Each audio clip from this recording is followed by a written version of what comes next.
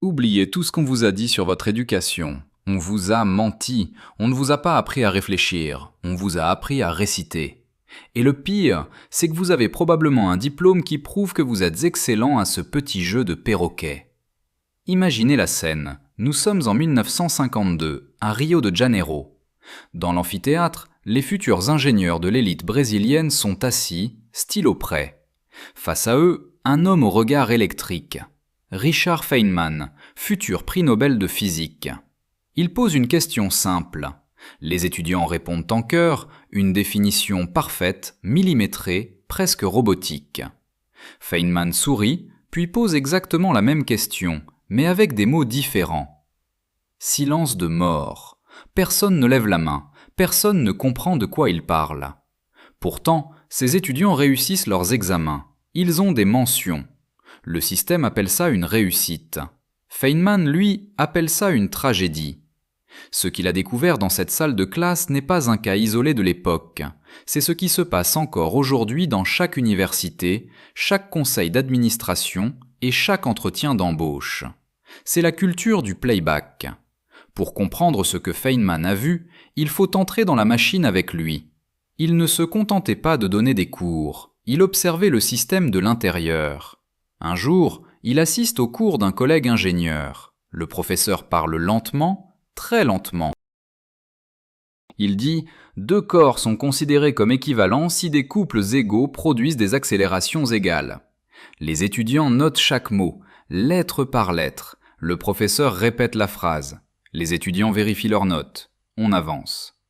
Feynman est le seul dans la pièce à réaliser l'absurdité de la scène. Ce que le professeur vient de décrire, c'est le moment d'inertie, un concept de base en physique.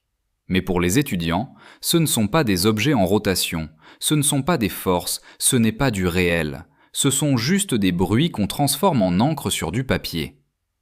À la fin, Feynman demande à un étudiant « Que faites-vous de ces notes ?»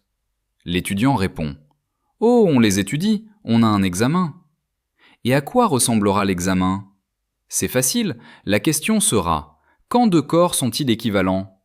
Et la réponse est « Deux corps sont considérés comme équivalents si des couples égaux produisent des accélérations égales. » Entrée, les mêmes mots. Sortie, les mêmes mots. Aucune physique n'a eu lieu. Juste un transfert de données entre deux disques durs sans processeur au milieu. Et le système applaudit, car le score est de 100%. Mais attendez, car ce n'est que le sommet de l'iceberg. Le vrai cancer est bien plus profond. Le problème ne s'arrêtait pas au cours.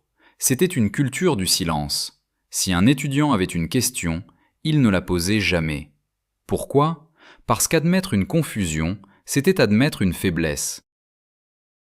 Dans ce système, poser une question de base, c'est s'exposer aux moqueries des autres qui se pressent de dire « C'est simple, tu nous fais perdre notre temps ».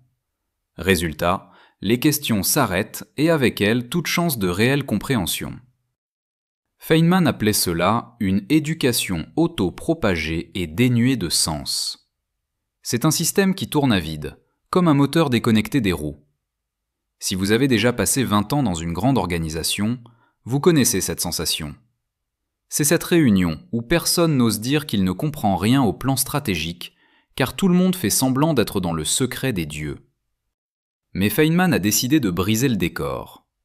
À la fin de l'année, on lui demande de faire un discours devant les professeurs, les étudiants et les officiels du gouvernement. Il monte sur scène et lâche une bombe atomique. Le but principal de mon discours est de vous démontrer qu'aucune science n'est enseignée au Brésil. Le silence dans la salle est devenu pesant. Feynman attrape alors un manuel de physique de première année.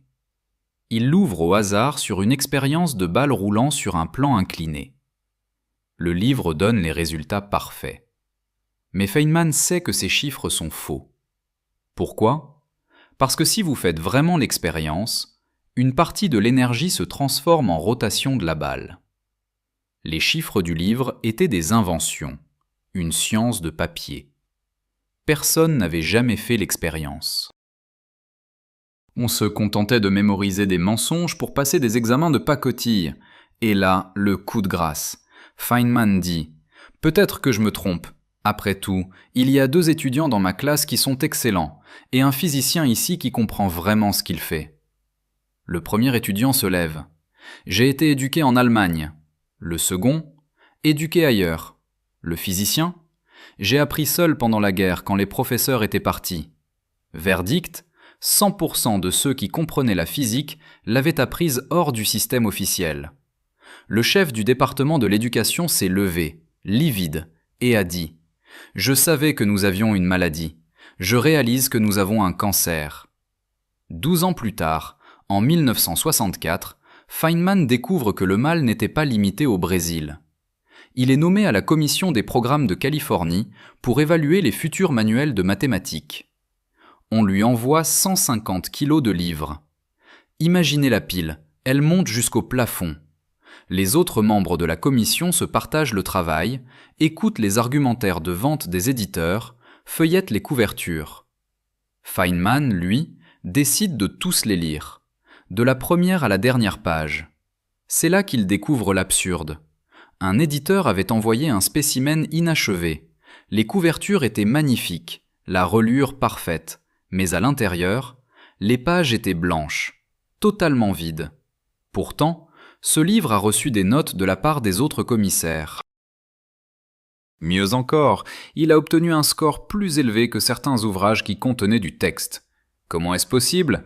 Parce que personne ne lisait vraiment. On évaluait l'apparence, le prestige de l'éditeur, le feeling.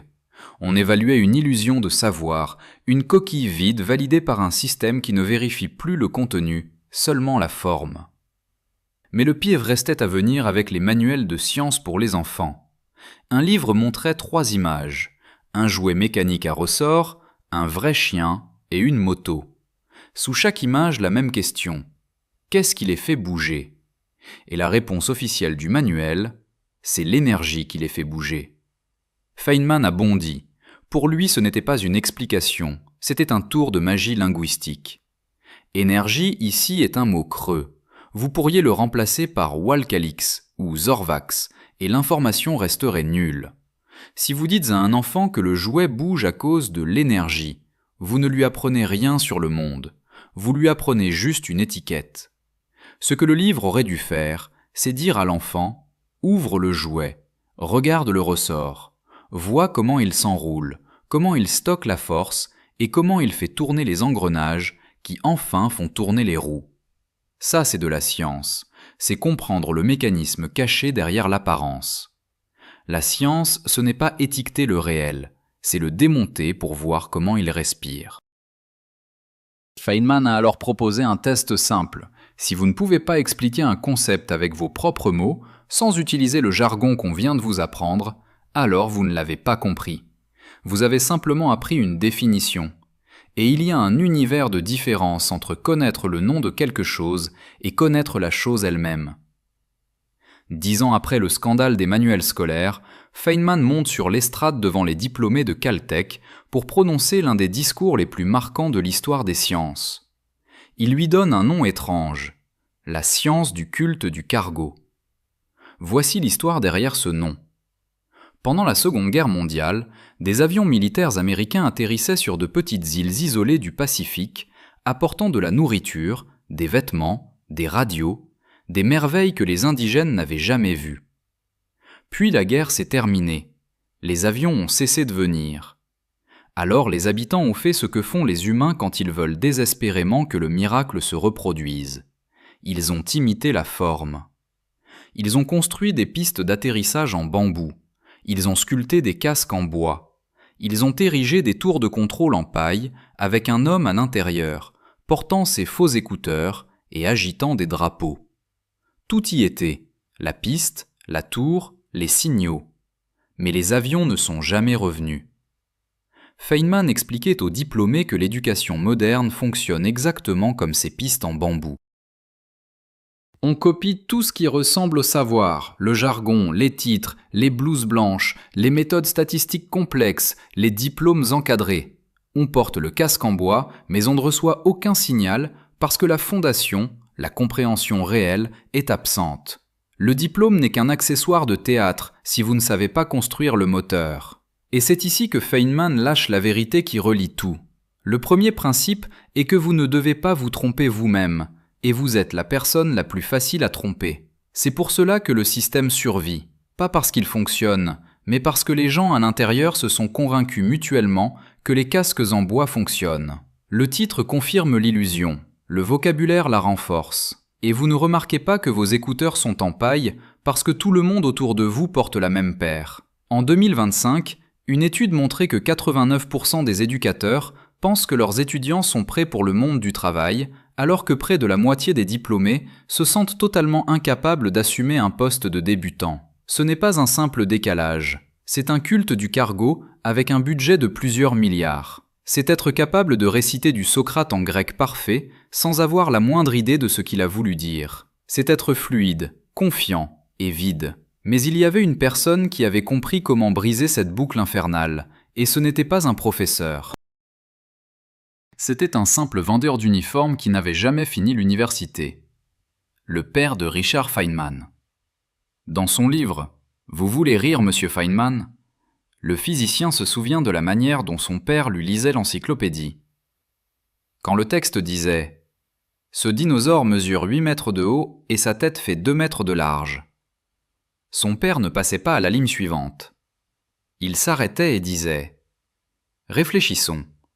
Si ce dinosaure était dans notre jardin, il serait assez grand pour passer sa tête par la fenêtre de ta chambre au premier étage.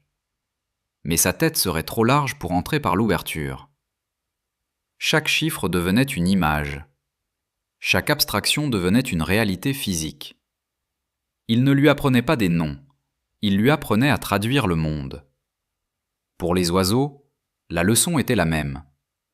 Tu peux connaître le nom de cet oiseau dans toutes les langues de la terre, et quand tu auras fini, tu ne sauras absolument rien sur l'oiseau lui-même. Tu sauras seulement comment les hommes l'appellent ici ou là. Alors, regardons ce que l'oiseau fait. C'est ça qui compte. Feynman n'a jamais lâché cette distinction entre l'étiquette et la chose. Et cela vous donne un outil que vous pouvez utiliser dès aujourd'hui. La prochaine fois que vous entendrez un mot savant dans une réunion, un podcast ou un cours, faites le test de Feynman. Est-ce que je peux expliquer ce concept sans utiliser le mot lui-même ? Pouvez-vous montrer les engrenages à l'intérieur du jouet ? Si la réponse est non, vous ne savez rien. Vous avez juste mémorisé un son. Richard Feynman est mort le 15 février 1988. Dans son bureau au Caltech, on a trouvé 7 mots écrits sur son tableau noir. Pas une équation complexe, juste une boussole philosophique. Ce que je ne peux pas créer, je ne le comprends pas. Un diplôme vous apprend à suivre des recettes. La compréhension réelle vous permet d'inventer le repas. Ne vous contentez plus de réciter le script qu'on vous a donné. La beauté du réel ne se cache pas dans les définitions des manuels, mais dans la mécanique brute et merveilleuse de la nature. Regardez derrière le mot, cherchez le ressort. Si tu veux enfin voir le monde tel qu'il est, sans le filtre des casques en bois, abonne-toi.